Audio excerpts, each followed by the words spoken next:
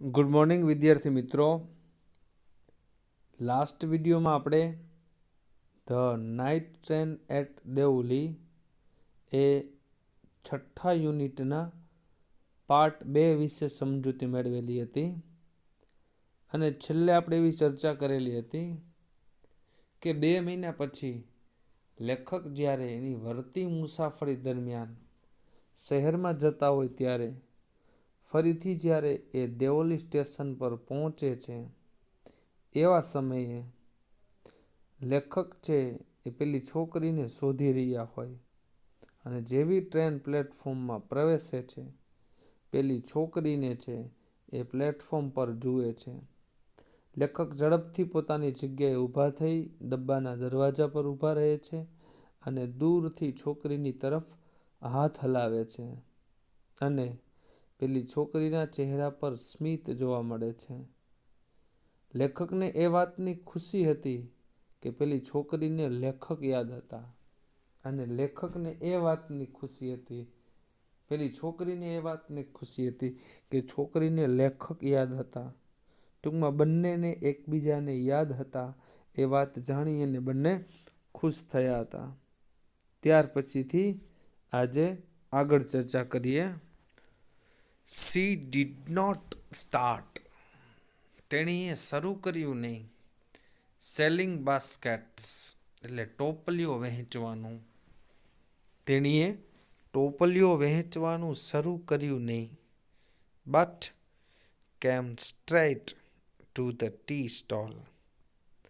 But કેમ પરંતુ આવી સ્ટ્રેટ એટલે સીધે સીધી ટુ ધ ટી સ્ટોલ પરંતુ સીધે સીધી ચાની દુકાન પર પહોંચી। સામાન્ય રીતે શું કરતી જ્યારે ટ્રેન આવે ત્યારે દોડી અને ડબ્બા પર ફરી અને ટોપલીઓ વેચવાનું શરૂ કરી દીધી પરંતુ આ છોકરીએ ડબ્બા પર ટોપલીઓ વેચવાના બદલે સીધી એ ચાની દુકાન પર જઈ અને ઊભી રહી। મતલબ કે લેખકને ત્યાં બોલાવવા માટેનું સિગ્નલ આપ્યું કારણ કે લાસ્ટ ટાઈમ જ્યારે બંને મળ્યા હતા ત્યારે ટી સ્ટોલ પર મળ્યા હતા એટલે છોકરી પણ ત્યાં ગઈ મતલબ કે લેખકને ત્યાં બોલાવે છે। Her dark eyes were suddenly filled with light. તેણીની કાળી આંખો were suddenly એટલે અચાનક જ filled એટલે કે ભરાઈ ગઈ with light એટલે પ્રકાશથી કે તેણીની કાળી આંખો અચાનક ચમકી ઉઠી કારણ કે તેણીને પણ લેખકને જોઈ અને જે લાગણીઓ થતી હતી એ એમની આંખોની અંદર જોવા મળતી હતી। We said nothing. અમે કંઈ જ બોલ્યા નહીં। જો એ નથિંગ આપેલું છે નથિંગ એટલે કંઈ પણ નહીં અને એનીથિંગ એટલે કંઈ। જો નથિંગ છે એ હકાર વાક્યની અંદર વપરાય છે જ્યારે એનીથિંગ છે એ માત્ર નકાર વાક્યની અંદર અથવા તો પ્રશ્નાર્થ વાક્યની અંદર વપરાય છે। જો આનું નકાર વાક્ય બનાવવું હોય તો એવું બને કે વી ડુ નોટ સે એનીથિંગ કે અમે કંઈ જ બોલ્યા નહીં અને વી સેડ નથિંગ એનો અર્થ પણ એ જ થશે કે અમે કંઈ જ બોલ્યા નહીં ફોર સમ ટાઈમ કે થોડી વાર સુધી અમે બેમાંથી એક કંઈ બોલ્યા નહીં but we spoke without words પરંતુ અમે બોલ્યા વિધાઉટ વર્ડ્સ એટલે કે શબ્દો વગર જેને આપણે ઈશારાની ભાષા કહીએ।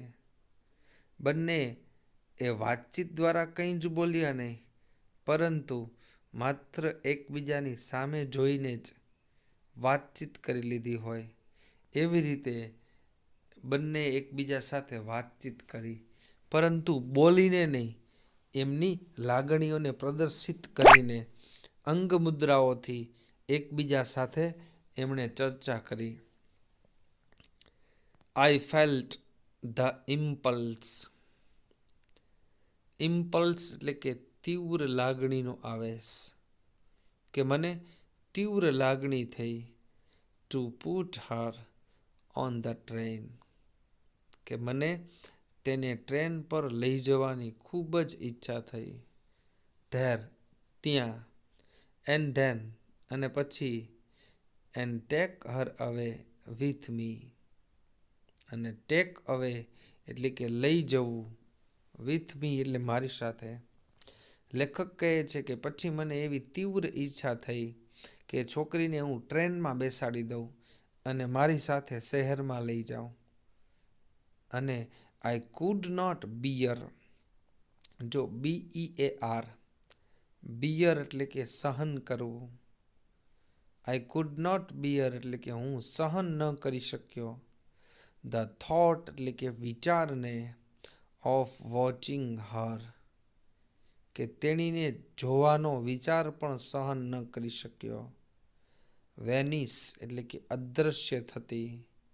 Into the darkness of Deoli station, darkness એટલે કે અંધારું.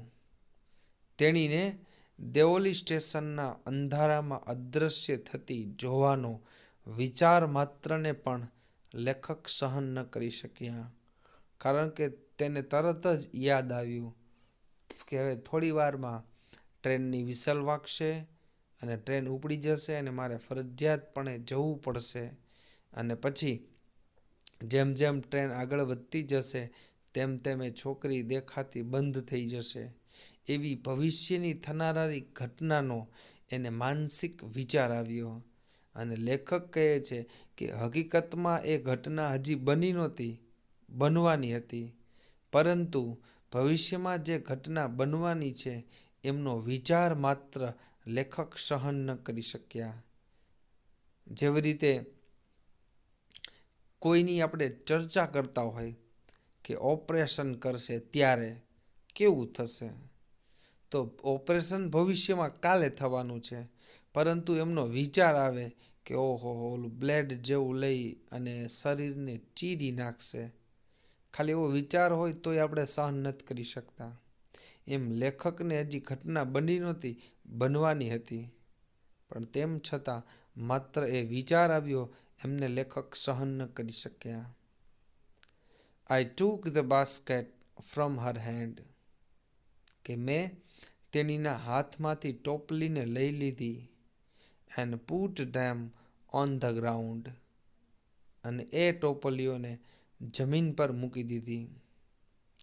શી પુટ આઉટ હર હેન્ડ, તેણીએ પુટ આઉટ એટલે કે ખેંચ્યા, બહાર ખેંચ્યા, હર હેન્ડ તેણીના હાથને, ટુ ટેક અ બાસ્કેટ ટોપલીને લેવા માટે. છોકરી છે એના હાથમાં જે ટોપલી પકડી હતી, લેખકે એના હાથમાંથી લઈ અને નીચે મૂકી દીધી.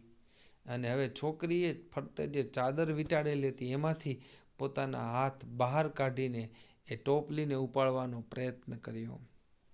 But I caught her hand and held it, પરંતુ આઈ કોટ, કેચનું ભૂતકાળનું રૂપ, મેં પકડ્યા, હર હેન્ડ તેણીના હાથને, એન્ડ હેલ્ડ ઇટ, હોલ્ડનું ભૂતકાળનું રૂપ. હોલ્ડ એટલે લાંબા સમય સુધી પકડી રાખવું અથવા તો ધરી રાખવું. જો કેચ એટલે અમુક સમય માટે પકડવું અને લાંબા સમય સુધી પકડી રાખવું એટલે હોલ્ડ વપરાય છે. તો લેખક કહે છે પણ મેં તેણીના હાથને પકડ્યા અને લાંબા સમય સુધી પકડી રાખ્યા. ત્યાર પછી આગળ જોઈએ. I have to go to Delhi, I said, લેખક કહે છે મેં કહ્યું. આઈ હેવ ટુ એટલે મારે ફરજિયાતપણે, ગો એટલે જવું પડે એમ છે, ટુ દિલ્હી કે મારે ફરજિયાતપણે દિલ્હી જવું પડે એમ છે. શી નોડેડ, નોડ એટલે નકારમાં માથું હલાવવું, એટલે કે ના પાડવી, પરંતુ શબ્દો દ્વારા નહીં પણ માથું હલાવી અને ના પાડી. કે I do not have to go anywhere, કે I do not have to go, કે મારે ફરજિયાતપણે ક્યાંય જવું નથી. એનીવેર એટલે ક્યાંય પણ, કે મારે ક્યાંય પણ જવાનું નથી. The guard blue his whistle. અને હવે ગાર્ડે તેની સિસોટી વગાડી. And I hated the guard. અને હેટ એટલે કે ધિક્કારવું. ભૂતકાળનું રૂપ હેટેડ, કે મેં ધિક્કાર્યો. ધ ગાર્ડ, કે મેં ગાર્ડને ધિક્કાર્યો. For doing that. ડુઈંગ એટલે કરવું, ધેટ એટલે તે કરવા માટે. તે મતલબ સિસોટી વગાડવા બદલ, કે મેં સિસોટી વગાડવા બદલ ગાર્ડને ધિક્કાર્યો. કે કદાચ 5 મિનિટ મોડી વિસલ વગાડી હોત તો એના બાપાનું ક્યાં લૂંટાઈ જવાનું હતું એમ.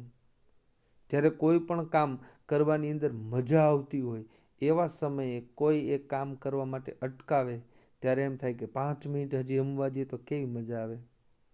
જેમ કે તમે રિસેસની અંદર રમતા હોય અથવા તો નાસ્તો કરતા હોય અને સમય થઈ જાય એટલે બેલ તો વાગવાનો જ છે, તો ત્યારે તમને ખીજ ચડશે પટ્ટાવાળા માસી ઉપર કે ક્યાં માસીએ તે જો ને હજી તો 10 મિનિટ નથી ત્યાં તો બેલ વગાડી દીધો. એમ લેખકને ન ગમ્યું એટલે લેખકે પટ્ટાવાળાને ધિક્કાર્યો. સોરી, અહીંયા ગાર્ડને ધિક્કાર્યો. I will come again, I said. લેખકે મેં એ છોકરીને કહ્યું કે આઈ વિલ કમ અગેન, કે હું ફરીથી આવીશ. Will you be here. Will you be, અહીંયા બી એટલે હોવું, હિયર એટલે અહીંયા. શું તું અહીંયા હોઈશ? લેખકે જતાં જતાં કહ્યું કે હું પાછો આવીશ, તું અહીંયા હઈશ ને? તો સી નોડેડ, તો તેણીએ માથું હલાવી અને કહ્યું, એટલે કે ના પાડતા કહ્યું કે I do not have to go anywhere, કે મારે ક્યાંય જવાનું નથી. બસ એ જ જવાબ. લેખકે એને કહ્યું કે મારે દિલ્હી જવું પડશે, તોય છોકરીએ કહ્યું કે ના, મારે ક્યાંય જવું નથી. અને લેખકે એવું પૂછ્યું કે હું ફરીથી અહીંયા આવીશ, તું અહીંયા હઈશ ને? તોય છોકરીએ એ જ જવાબ આપ્યો કે ના, મારે ક્યાંય જવાનું નથી, મતલબ કે હું અહીંયા જ રહેવાની છું. સી નોડેડ અગેન, તેણીએ ફરીથી નકારમાં માથું હલાવતા કહ્યું. The bell clanged and the train slide forward. The bell clanged. Clang એટલે કે રણકવું. બેલ રણક્યો અથવા તો ઘંટડીનો અવાજ આવ્યો. And the train slide forward. Slide forward એટલે કે આગળની તરફ ગતિ કરવી. આમ જો તો સ્લાઇડ એટલે કે લસરી અથવા તો ઢસડાઈને આગળ વધવું, પરંતુ અહીંયા ટ્રેન આગળ વધી. બેલ વાગ્યો અને ટ્રેન આગળ વધી. I had to pull my hand away from the girl, કે મારે આઈ હેડ ટુ એટલે ફરજિયાતપણે, પુલ એટલે કે ખેંચવો પડ્યો, માય હેન્ડ મારા હાથને, અવે ફ્રોમ ધ ગર્લ, અવે એટલે દૂર, ફ્રોમ ધ ગર્લ. અને લેખકે જે છોકરીના હાથ પકડેલા હતા એ હાથ હવે લેખકને મૂકવા પડ્યા, એટલે કે તેનાથી દૂર લેવા પડ્યા.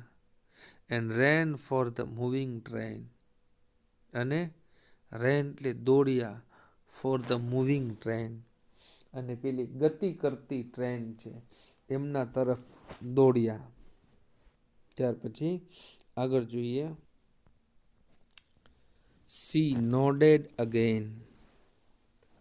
નોડેડ એટલે કે માથું હલાવી અને ના પાડી. અગેન એટલે ફરીથી, તેણીએ ફરીથી ના પાડી. અને the bell clanged and train floor, આ આગળ આપણે જોઈ લીધું.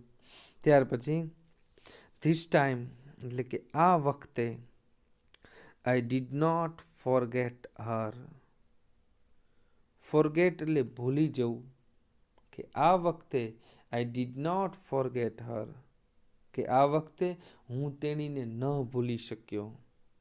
પ્રથમ વખત જ્યારે લેખક છોકરીને મળ્યા હતા ત્યારે થોડીવાર સુધી સતત ને સતત છોકરીના જ વિચારો હતા, પરંતુ વેકેશનમાં ગયા અને બીજી પ્રવૃત્તિમાં વ્યસ્ત થયા એટલે છોકરીને ભૂલી ગયા.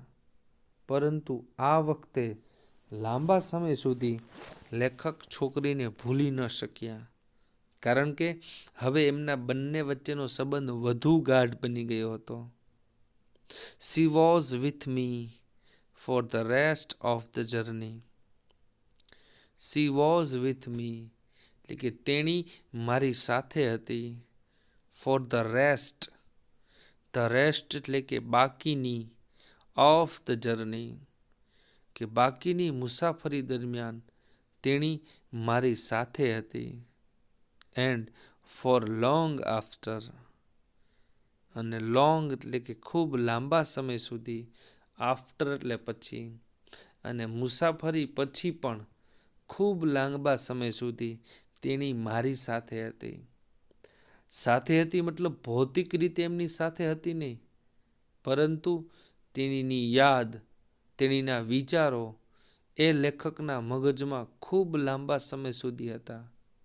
ટૂંકમાં લેખક લાંબા સમય સુધી એ છોકરીને ભૂલી શક્યા નહીં. All that year she was a bright living thing.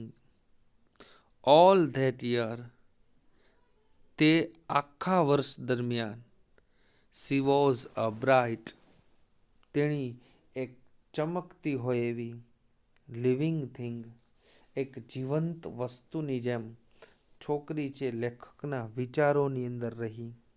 ટૂંકમાં આખા વર્ષ દરમિયાન લેખક એ છોકરીને ભૂલી શક્યા નહીં. And when the college term ended, અને જ્યારે કોલેજનું ટર્મ એટલે કે સત્ર, આપણે કહીએ ને ટર્મિનલ એક્ઝામ એટલે કે સત્રાંત પરીક્ષા, એમાં અહીંયા ટર્મ એટલે કે સત્ર, અને જ્યારે કોલેજનું સત્ર પૂરું થયું, આઈ પેક્ડ ઇન હેસ્ટ. હેસ્ટ એટલે કે ઉતાવળ, મેં ઉતાવળમાં જ મારો સામાન પેક કર્યો. એન્ડ લેફ્ટ ફોર દેહરા, અને લીવનું ભૂતકાળનું રૂપ લેફ્ટ, LEAVE, લીવ એટલે જગ્યા છોડીને જવું, એનું ભૂતકાળનું રૂપ લેફ્ટ એટલે ગયો અથવા તો ઉપડ્યો. ફોર દેહરા, અને દેહરા જવા માટે ઉપડ્યો. અર્લિયર એટલે કે વધુ વહેલો, ધેન એટલે ના કરતા, અને યુઝવલ એટલે કે સામાન્ય. સામાન્ય રીતે જ્યારે લેખક વેકેશનમાં જતા એના કરતાંય આજે વહેલા લેખકે પોતાનો સામાન પેક કરી અને દેહરા જવા માટે ઉપડ્યા. નહીંતર સામાન્ય રીતે શું થાય કે કોઈ વિદ્યાર્થીઓ છે હોસ્ટેલમાં રહીને અભ્યાસ કરતા હોય ત્યારે શું થાય કે છેલ્લું પેપર હોય, આખા વર્ષ દરમિયાન ઘણી બધી મહેનત કરેલી હોય, ઘણી બધી હોમવર્ક કરેલા હોય ને ઘણું બધું ટેન્શન હોય, અને જ્યારે પરીક્ષા આપી દઈએ ત્યારે બધું જ ટેન્શન હળવું થાય. તો પછી એ હળવું થયું છે એ સમયને એન્જોય કરીને, બપોરે પરીક્ષા પૂરી થઈ છે તો પછી સાંજે એક રાત્રે રોકાય, મિત્રો સાથે મળે, પાર્ટી કરે, ફિલ્મ જોવા જાય, અને પછી બીજા દિવસે જ્યારે નવરા થાય ત્યારે ગામડે કે ઘરે વેકેશનમાં જાય. પરંતુ આ વખતે લેખકે એવું ન કર્યું. પરીક્ષા પૂરી થઈ અને તરત જ સીધા ગામડે જવા માટે ઉપડી ગયા, કારણ કે લેખકને છોકરીને મળવાની ઉતાવળ હતી. એટલે જેવી પરીક્ષા પૂરી થઈ કે ન થઈ, તરત જ જેટલું શક્ય બને એટલું જલ્દી લેખક છે એ દેહરા જવા માટે ઉપડ્યા. આઈ વોઝ નર્વસ, લેખક કહે છે કે હું બેચેન હતો, એન્ડ એન્ક્શિયસ, અને ખૂબ ઉત્સુક હતો.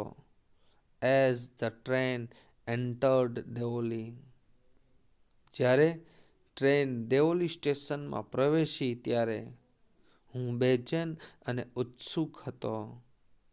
છોકરીને મળવા માટે ઉત્સુક હતા અને બેચેન એમના માટે હતા કે પેલી છોકરી ત્યાં હશે કે નહીં હોય. આઈ વોઝ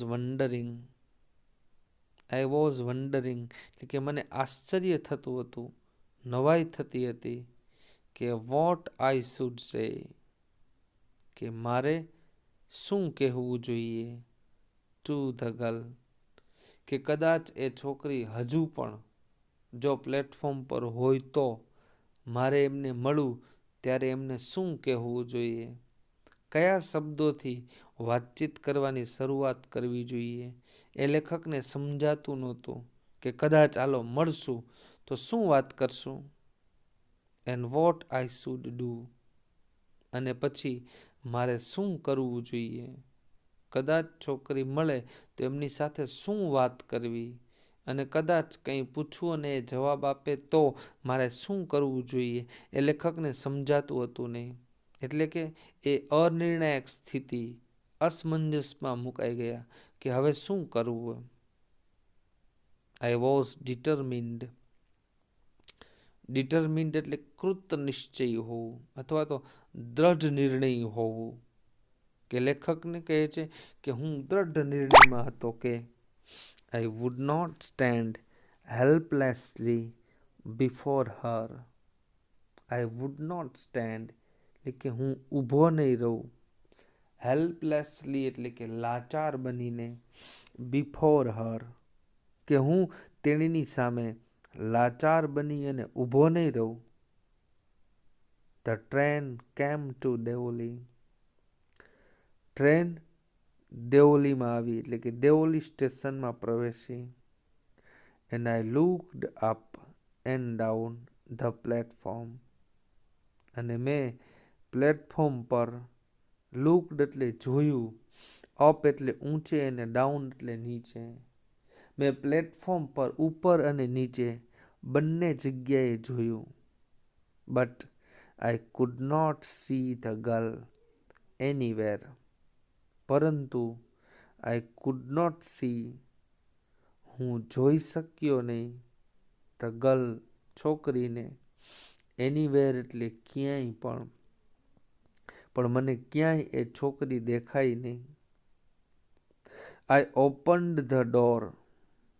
મેં દરવાજો ખોલ્યો એટલે જે ડબ્બામાં બેઠા હતા એ ડબ્બાનો દરવાજો ખોલ્યો. And stepped of the footboard, અને સ્ટેપ્ડ ઓફ એટલે કે પગથિયું એક નીચે ઉતર્યા. ઓફ ધ ફૂટબોર્ડ એટલે કે પગ મૂકવાનું જે પાટિયું હોય, ટ્રેનમાં ચડવા માટે જે પગથિયા જેવું હોય એ પગથિયા ઉપર પગ મૂક્યો. દરવાજો ખોલ્યો અને પગથિયા ઉપર પગ મૂક્યો એટલે કે એક સ્ટેપ નીચે ઉતર્યા. I was deeply disappointed. Deeply એટલે ખૂબ જ, ડિસઅપોઇન્ટ એટલે કે હતાશ થવું અથવા તો નિરાશ થવું, કે હું ખૂબ જ હતાશ થયો હતો. આઈ ફેલ્ટ મને એવું થયું અથવા તો મને એવું અનુભવાયું કે આઈ હેડ ટુ ડુ સમથિંગ, કે મારે હેડ ટુ એટલે કે ફરજિયાતપણે, ડુ સમથિંગ કે મારે ફરજિયાતપણે કંઈક કરવું પડે તેમ જ હતું એવું મને અનુભવાયું, અથવા મને એમ થયું કે મારે કંઈક કરવું પડે એમ જ હતું. એન્ડ સો અને તેથી I ran up to the station master, અને તેથી રેન અપ એટલે દોડીને ગયો, ટુ ધ સ્ટેશન માસ્ટર, અને તેથી હું સ્ટેશન માસ્ટર પાસે દોડીને ગયો. એન્ડ સેડ અને કહ્યું, do you know the girl. શું તમે છોકરીને ઓળખો છો? Who used to sell baskets here. અહીંયા આપેલું છે હુ. અહીંયા હુનો મતલબ કોણ એમ નથી, પરંતુ અહીંયા હુ રિલેટિવ પ્રોનાઉન્સ તરીકે વપરાયું છે. એટલે કે સંબંધક સર્વનામ તરીકે વપરાયું છે. જુઓ, આ હું વાક્યની શરૂઆતમાં નથી, વાક્યની વચ્ચે છે, ત્યારે એનો અર્થ થાય છે કે જે. હું કે જે યુઝડ ટુ. અહીંયા યુઝનો અર્થ ઉપયોગ કરવો એવું નથી, પરંતુ યુઝડ ટુ એ સહાયકારક ક્રિયાપદ છે, જેનો અર્થ થાય નાથી ટેવાયેલું હોવું. જેવી રીતે વર્તમાન કાળની રોજિંદી ક્રિયાઓ છે. આપણે એમ કહીએ કે હું દરરોજ સવારે વહેલો ઉઠું છું, તો શું કહીએ? I always gate up early in the morning. પરંતુ એમ કેવું હોય કે હું ભૂતકાળમાં દરરોજ વહેલો ઉઠતો. દાખલા તરીકે એમ કેવું હોય કે હું જ્યારે 10મા ધોરણમાં ભણતો ત્યારે હું દરરોજ વહેલો ઉઠતો, પણ અત્યારે નથી ઉઠતો. તો શું કહેવાય? I used to get up early in the morning when I studied in standard 10. કે જ્યારે 10મામાં ભણતો ત્યારે હું દરરોજ ઉઠતો. તો ભૂતકાળની કોઈ રોજિંદી ક્રિયાને દર્શાવવી હોય ત્યારે યુઝડ ટુ વપરાય છે. તો અહીંયા સ્ટેશન માસ્ટરને પૂછે છે કે શું તમે એ છોકરીને ઓળખો છો કે જે અહીંયા હંમેશા ટોપલી વહેંચતી? એટલે કે ભૂતકાળમાં દરરોજ અહીંયા ટોપલી વહેંચતી એ છોકરીને તમે ઓળખો છો? તો સ્ટેશન માસ્ટરે જવાબ આપ્યો કે નો, આઈ ડોન્ટ. કે ના, હું ઓળખતો નથી. Said the station master. તો સ્ટેશન માસ્ટરે કહ્યું કે ના, હું એ છોકરીને ઓળખતો નથી. આજે અહીંયા સુધી રાખીએ છીએ. આજે પણ આપણે આ યુનિટના 3 પેરેગ્રાફ વિશે સમજૂતી મેળવેલી છે. આજે તમારે હોમવર્કમાં આ 3 પેરેગ્રાફ છે, એને 2 વખત સારા અક્ષરે લખવાના છે, અને સાથે સાથે એક વખત જ્યારે લખતા જાઓ ત્યારે વાંચતા મનોમન એનું ભાષાંતર કરતું જવું, જેથી કરીને વચ્ચે વચ્ચે જે તમને નવા નવા શબ્દો સમજાવેલા છે, દાખલા તરીકે યુઝડ ટુ છે, તો એ કદાચ તમને ખ્યાલ ન હોય તો તમારે જ્યારે વાંચતા જાઓ ત્યારે, અથવા તો જ્યારે વિડીયોને સમજતા હોય એવા સમયે પેન્સિલથી નીચે અંડરલાઈન કરતા જાઓ, અને સાથે સાથે એમનો અર્થ ત્યાં લખતા જાઓ. એટલે ભવિષ્યમાં જ્યારે તમે પરીક્ષાની તૈયારી કરતા હોય ત્યારે જો આ બધું લખેલું હશે તો તમને ફરીથી યાદ આવશે. એક વખત તમે એનો અર્થ સાંભળશો તરત યાદ નહીં રહી જાય. એટલે જો તમારી પાસે લખેલું હશે તો તમે ભવિષ્યની અંદર એને વાંચી શકશો. બરોબર છે? તો ચાલો અહીંયા સુધી રાખીએ. આવતીકાલે ફરીથી મળીશું. Okay, bye bye.